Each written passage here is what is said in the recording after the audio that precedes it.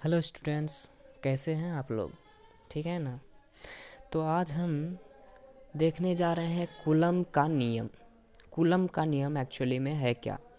ठीक, तो कूलम का नियम जो है वह बताता है किसी भी दो आवेश के बीच, समझ लो ये Q1 आवेश है या Q2 आवेश है।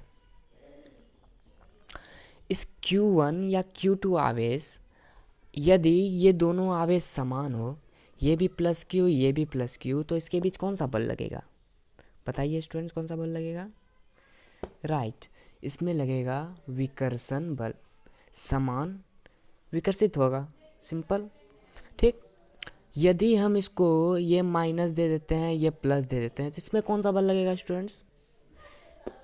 राइट, आकर्षण बल। यदि दो समान आवेश है तो समान आवेश में विकर्षण बल, यदि दो विपरीत आवेश है उन दोनों में आकर्षण बल। तो कूलम ने क्या किया कि इन दोनों के बीच लगने वाला आकर्षण या प्रतिकर्षण के मान को ज्ञात करने के लिए कूलम ने एक नियम दिया। ठीक, इन दोनों के बीच लगने वाला बल का मान ज्ञात करने के लिए कूलम ने एक नियम दिया।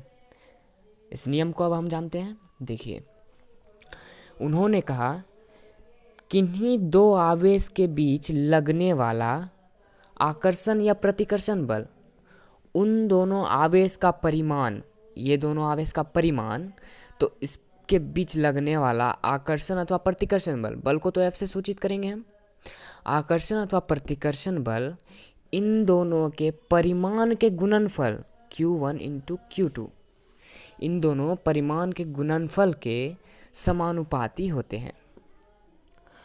और ये दोनों जो है प्लस क्यू और माइनस क्यू आवेश, इन दोनों के बीच तो कोई तो दूरी होगा, उस दूरी को हम ले लिए r, ये r दूरी पर है। ठीक, तो कूलम ने कहा कि इन दोनों आवेश के गुणनफल के समानुपाती, ठीक, परिमाण के गुणनफल के समानुपाती, तथा इन दोनों आवेश के बीच के दूरी के, इस बीच के दूरी के वर्ग के व्युत्क्रमानुपाती होते हैं। ठीक स्टूडेंट्स, अब यदि हम इन दोनों को एक साथ लिखें, दो समीकरण आ गए हमारे। अब इन दोनों समीकरण को अगर हम एक साथ लिखने जा रहे हैं तो ये समीकरण हो जाएंगे F समानुपाती Q1 into Q2 by R square. ऐसे हम लिख सकते हैं स्टूडेंट्स, इसको इतना लिख सकते हैं, हम लिख सकते हैं।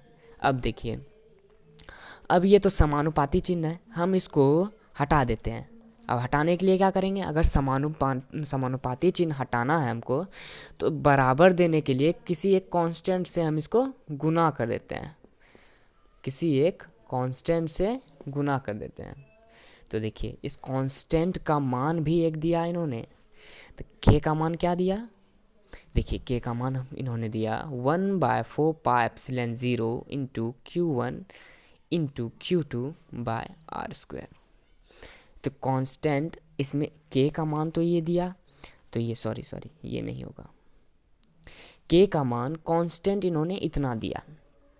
ठीक, तो जब ये इन्होंने इतना दिया तो यहाँ कांस्टेंट का मान रखो, F equal to 1/4 pi epsilon 0 into Q1 into Q2 by R square.